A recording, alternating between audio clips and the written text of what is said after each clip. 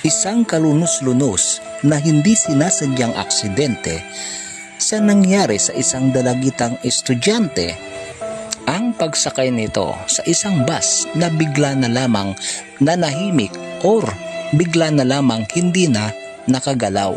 Dahilan ay mayroon pala itong fractured sa kanyang tuhod na kailan lamang naoperahan, na naisagi or nauntog sa isang matigas na bagay. Kaya hindi na ito nakagalaw at namilipit sa sakit. Kaya naman bigla na lamang huminto or parang tumirik ang bus na ito. Kaya salamat na lamang sa isang concern na isang nurse na nagkataoy nakasakay din sa bus na ito, na dahil din sa kanya ay naisagawa ang first aid.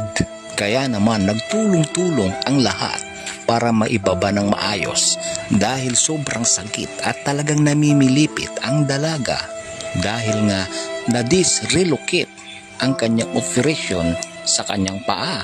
Hindi pa rin kinaya ng mga traffic enforcers at sa mga concerned netizen na siya'y ibaba, maging ang mga pulisya, mga kaklase at mga kaibigan ang tangi niyang karamay sa mga oras na iyon.